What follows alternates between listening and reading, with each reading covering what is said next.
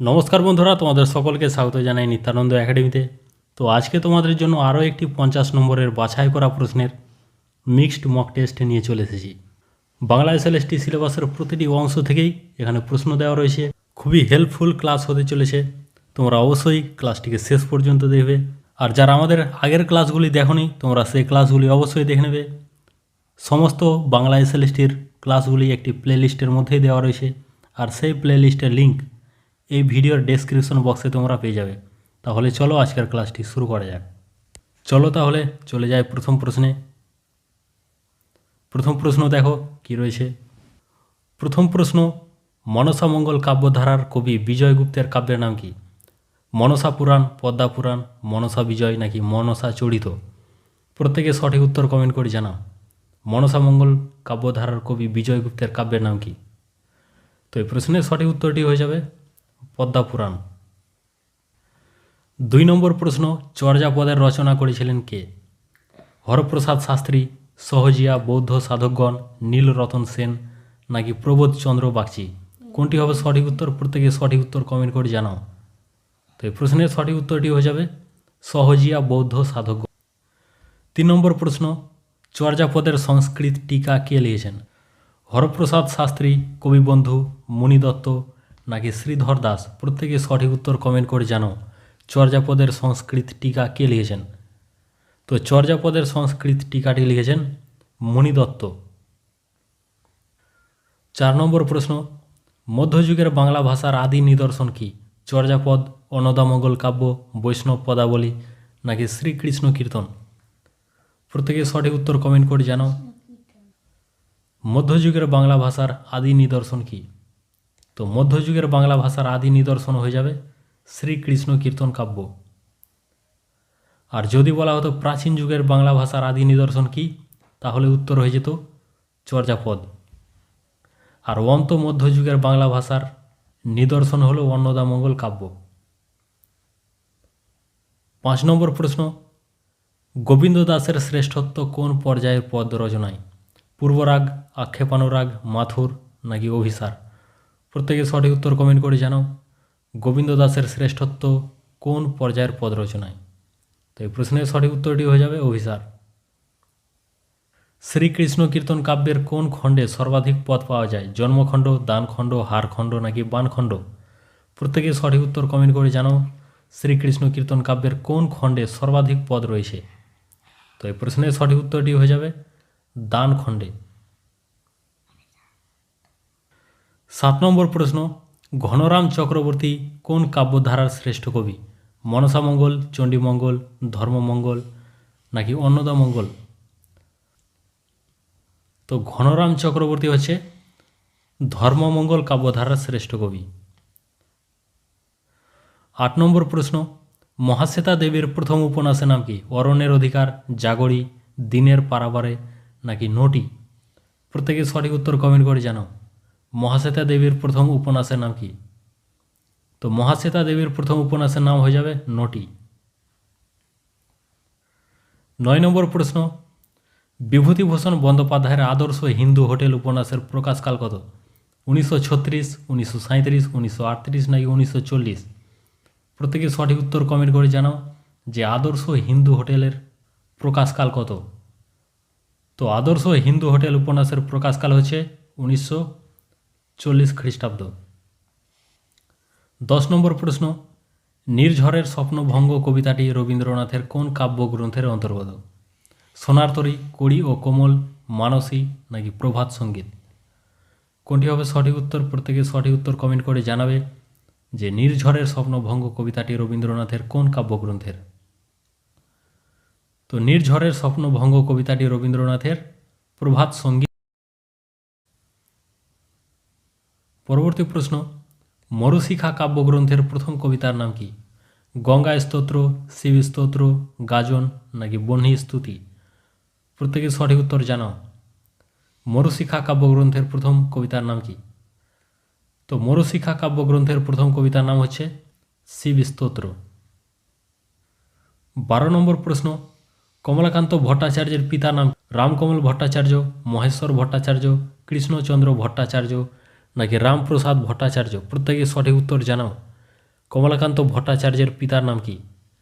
তো কমলাকান্ত ভট্টাচার্যের পিতার নাম হচ্ছে মহেশ্বর ভট্টাচার্য। 13 নম্বর প্রশ্ন, বুদ্ধদেব বসুর প্রথম কাব্যগ্রন্থের নাম কি? মর্মবাণী, বন্দির বন্দনা, একটি কথা নাকি কঙ্কাবতী? বুদ্ধদেব বসুর প্রথম কাব্যগ্রন্থের নাম কি? তো বুদ্ধদেব বসুর প্রথম কাব্যগ্রন্থের নাম হয়ে যাবে মর্মবাণী। পরবর্তী প্রশ্ন, রবীন্দ্রনাথ তাঁর কড়ি ও কোমল কাব্যগ্রন্থটি কাকে উৎসর্গ করেছেন? জ্যোতিরিন্দ্রনাথ ঠাকুরকে, দেবেন্দ্রনাথ ঠাকুরকে, জগদীশচন্দ্র বসুকে নাকি সত্যেন্দ্রনাথ ঠাকুরকে? তো প্রত্যেকে সঠিক উত্তর কমেন্ট করে জানাও। কড়ি ও কোমল কাব্যগ্রন্থটি কাকে উৎসর্গ করেছেন? তো কড়ি ও কোমল কাব্যগ্রন্থটি উৎসর্গ করেছেন সত্যেন্দ্রনাথ ঠাকুরকে। 15 নম্বর প্রশ্ন, স্বামী বিবেকানন্দের চিঠি রচনাটিতে চিঠি লেখার তারিখটি হল 22 জুন 1897, 29 জুলাই 1897, 29 জুন 1897, 22 জুন 1899। প্রত্যেকে সঠিক উত্তর কমেন্ট করে জানাও। তো এই প্রশ্নের সঠিক উত্তরটি হয়ে যাবে 29 জুলাই 1897। 16 নম্বর প্রশ্ন, ব্যথার বাঁশি কবিতাটি শোক কবিতা, গীতি কবিতা, পত্র কবিতা নাকি ওড জাতীয় কবিতা? প্রত্যেকে সঠিক উত্তর কমেন্ট করে জানাও। ব্যথার বাঁশি কবিতাটি কী ধরনের কবিতা? তো ব্যথার বাঁশি কবিতাটি হচ্ছে একটি শোক কবিতা। বিহারীলালের শারদামঙ্গল কাব্যের কয়টি স্বর্গ রয়েছে? 5টি, 4টি, 3টি নাকি 6টি? বিহারীলালের শারদামঙ্গল কাব্যের কয়টি স্বর্গ রয়েছে? প্রত্যেকে সঠিক উত্তর জানাও। তো বিহারীলালের শারদামঙ্গল কাব্যের স্বর্গ সংখ্যা রয়েছে 5টি। 18 নম্বর প্রশ্ন, নিম্নলিখিত কোনটি কৃষ্ণকুমারী নাটকের চরিত্র? সব্যসাচী, আলাউদ্দিন, ভীমসিংহ নাকি গদাধর? নিম্নলিখিত কোনটি কৃষ্ণকুমারী নাটকের চরিত্র? তো কৃষ্ণকুমারী নাটকের চরিত্রটি হচ্ছে ভীমসিংহ। পরবর্তী প্রশ্ন, বিদ্যাসাগরের বিতর্কমূলক রচনা রত্ন পরীক্ষা কোন ছদ্মনামে প্রকাশিত হয়েছিল? কস্যচিৎ উপযুক্ত ভাইপোষ্য, রুদ্রমাণিক্য, শুক্তির রত্নহার নাকি কৃষ্ণকান্ত? কোনটি হবে সঠিক উত্তর? প্রত্যেকেই সঠিক উত্তর জানাও। বিদ্যাসাগরের বিতর্কমূলক রচনা রত্ন পরীক্ষা কোন ছদ্মনামে প্রকাশিত হয়েছিল? তো এই প্রশ্নের সঠিক উত্তরটি হয়ে যাবে কস্যচিৎ উপযুক্ত ভাইপো সহচরস্য। 20 নম্বর প্রশ্ন, শরৎচন্দ্রের আত্মজীবনীমূলক উপন্যাস কোনটি? বিন্দুর ছেলে, শ্রীকান্ত, দেবদাস নাকি চন্দ্রনাথ? প্রত্যেকে সঠিক উত্তর কমেন্ট করে জানাও। শরৎচন্দ্রের আত্মজীবনীমূলক উপন্যাস কোনটি? তো শরৎচন্দ্রের আত্মজীবনীমূলক উপন্যাস হচ্ছে শ্রীকান্ত। 21 নম্বর প্রশ্ন, বাংলা সাহিত্যের প্রথম সার্থক মহাকাব্য কোনটি? বীরবাহু, মেঘনাদ বধ কাব্য, বৃত্রসংহার নাকি কুরুক্ষেত্র? প্রত্যেকে সঠিক উত্তর জানাও। বাংলা সাহিত্যের প্রথম সার্থক মহাকাব্য কোনটি? তো বাংলা সাহিত্যের প্রথম সার্থক মহাকাব্য হচ্ছে মেঘনাদ বধ কাব্য। 22 নম্বর প্রশ্ন, পাবলো নেরুদা নোবেল পুরস্কার পান কবে? 1972 সালে, 1971 সালে, 1974 সালে নাকি 1973 সালে? পাবলো নেরুদা কত সালে নোবেল পুরস্কার পান? তো পাবলো নেরুদা নোবেল পুরস্কার পান 1971 সালে।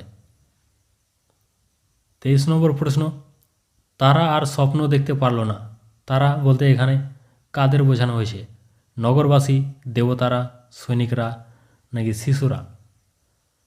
তো এখানে সঠিক উত্তরটি হয়ে যাবে দেবতারা।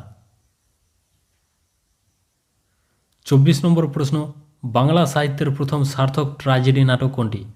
কৃষ্ণকুমারী, শর্মিষ্ঠা, পদ্মাবতী নাকি রাজা ও রানী? বাংলা সাহিত্যের প্রথম সার্থক ট্র্যাজেডি নাটক কোনটি? প্রত্যেকে সঠিক উত্তর জানাও।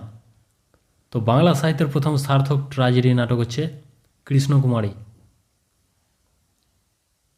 25 নম্বর প্রশ্ন, সন্ন্যাসী একমাত্র কাকে তার পায়ের ধুলো দিয়েছেন? হরিদা, জগদীশবাবু, ভবতোষ নাকি অনাদি? সন্ন্যাসী কাকে তার পায়ের ধুলো দিয়েছেন? তো এই প্রশ্নের সঠিক উত্তরটি হয়ে যাবে জগদীশবাবুকে। পরবর্তী প্রশ্ন, সিরাজদৌল্লা নাটকের পটভূমি কী?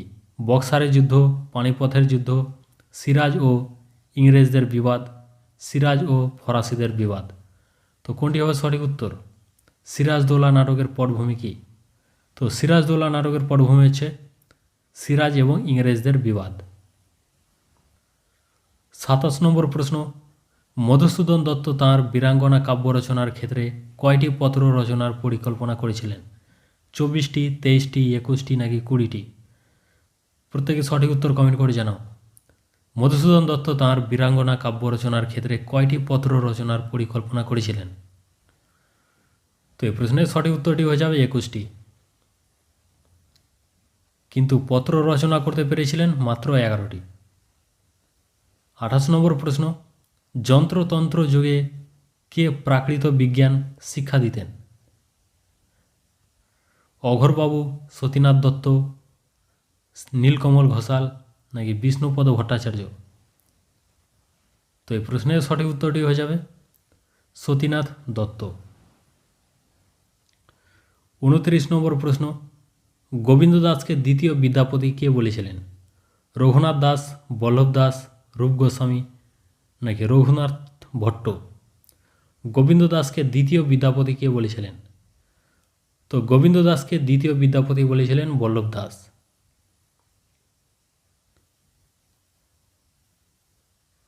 30 নম্বর প্রশ্ন, ইংরেজি ভাষায় অনুদিত রবীন্দ্রনাথের প্রথম সংকলন গ্রন্থের নাম কি?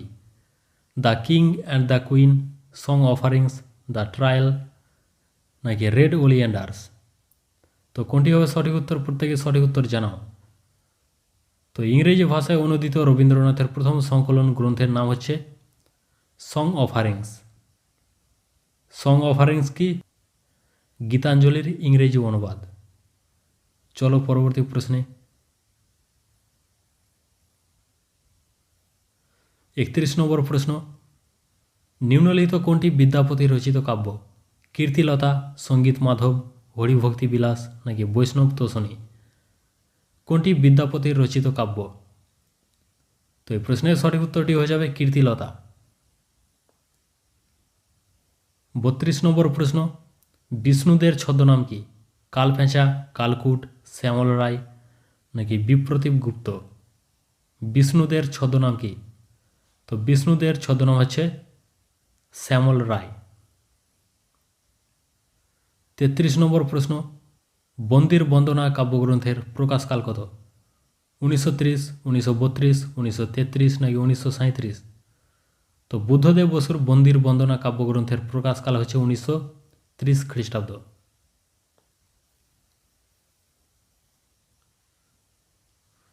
পরবর্তী প্রশ্ন, জীবনানন্দ দাশের কবিতাকে চিত্ররূপময় কে বলেছিলেন? রবীন্দ্রনাথ ঠাকুর, বিহারীলাল চক্রবর্তী, মধুসূদন দত্ত নাকি বঙ্কিমচন্দ্র চট্টোপাধ্যায়? জীবনানন্দ দাশের কবিতাকে চিত্ররূপময় কে বলেছিলেন? প্রত্যেকে সঠিক উত্তর কমেন্ট করে জানাও। তো জীবনানন্দ দাশের কবিতাকে চিত্ররূপময় বলেছিলেন রবীন্দ্রনাথ ঠাকুর। পরবর্তী প্রশ্ন, এমন ধানের উপর ঢেউ খেলে যায় বাতাস কাহার দেশে, লাইনটি কোন কবিতার অংশ? আমরা, জননী জন্মভূমি, জন্মভূমি আজ, ধনধান্য পুষ্প ভরা? তো প্রত্যেকের সঠিক উত্তর কমেন্ট করে জানাও। তো এই প্রশ্নের সঠিক উত্তরটি হয়ে যাবে ধনধান্য পুষ্প ভরা। 36 নম্বর প্রশ্ন, চক্রবর্তীদের বাড়ি কোথায়? কারোক্তি, বিশ্বম্ভর বাবুর, বাঘা বাগদির, মাখনের নাকি ফটিকের? প্রত্যেকে সঠিক উত্তর কমেন্ট করে জানাও। তো এই প্রশ্নের সঠিক উত্তরটি হয়ে যাবে বিশ্বম্ভরের। 37 নম্বর প্রশ্ন, নব নব সৃষ্টি প্রবন্ধে লেখকের মতে বাংলায় প্রবেশ করা বিদেশি শব্দের মধ্যে প্রধান হল আরবি, ফার্সি, ইংরেজি নাকি সবগুলি? তো এই প্রশ্নের সঠিক উত্তরটি হয়ে যাবে সবগুলি।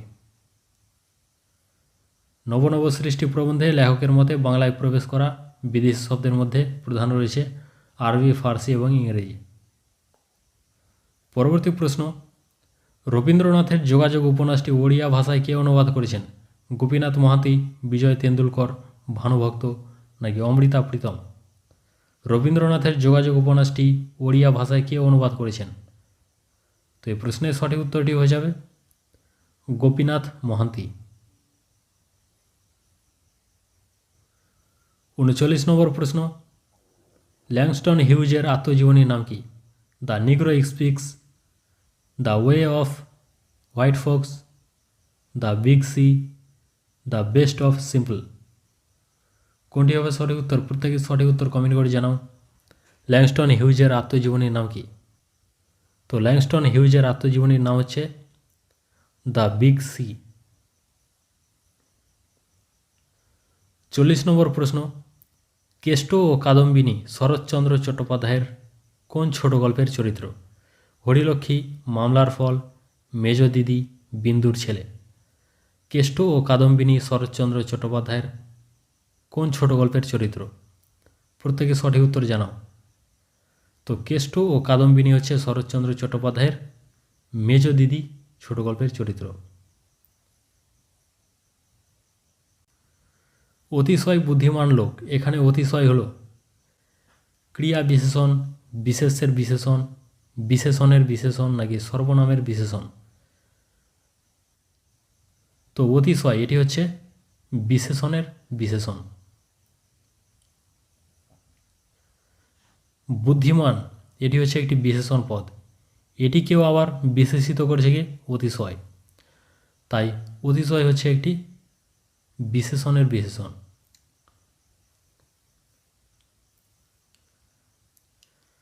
খাঁচার পাখি ছিল সোনার খাঁচাটিতে, খাঁচার কোন প্রকার সম্বন্ধ? কর্তৃ সম্বন্ধ, কর্ম সম্বন্ধ, অপাদান সম্বন্ধ নাকি অধিকরণ সম্বন্ধ? খাঁচার এটা কোন প্রকার সম্বন্ধ? তো খাঁচার এটি হয়ে যাবে অধিকরণ সম্বন্ধ। এমন কঠিন পাষাণ আমি, এখানে পাষাণ হলো সর্বনামের বিশেষণ, সর্বনামীয় বিশেষণ, বিশেষণের বিশেষণ নাকি ধনাত্মক বিশেষণ? প্রত্যেকে সঠিক উত্তর কমেন্ট করে জানাও কোনটি হবে সঠিক উত্তর। তো পাষাণ এটি হয়ে যাবে সর্বনামের বিশেষণ। পরশী কোন শব্দ?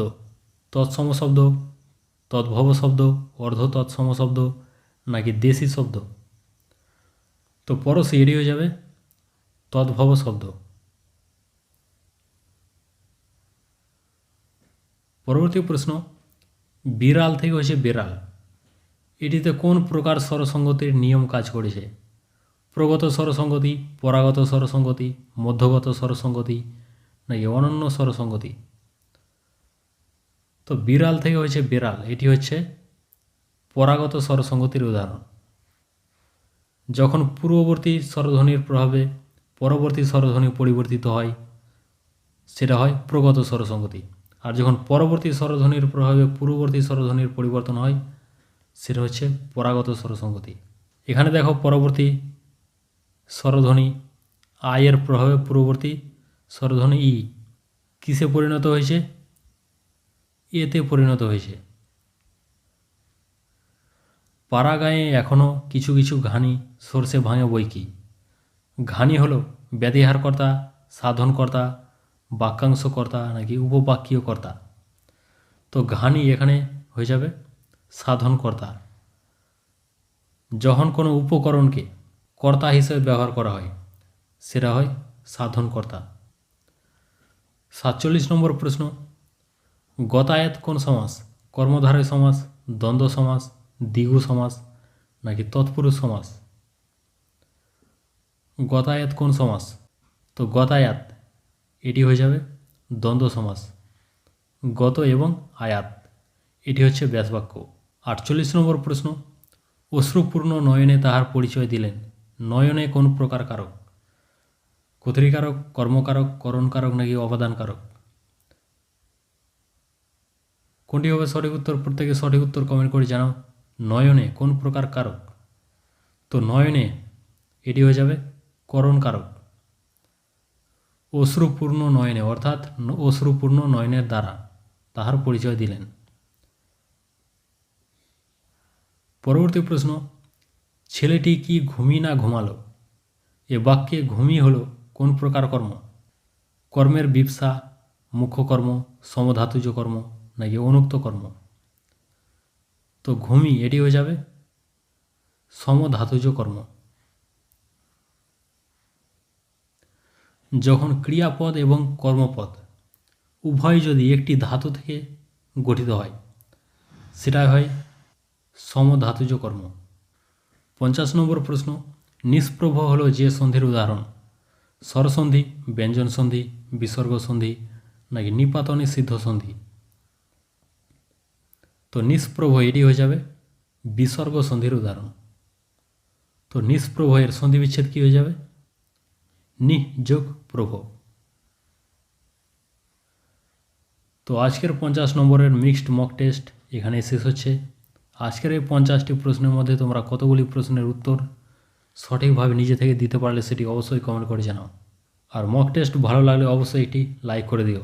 তাহলে চলো দেখা হচ্ছে পরবর্তী আরও একটি গুরুত্বপূর্ণ মক টেস্টে।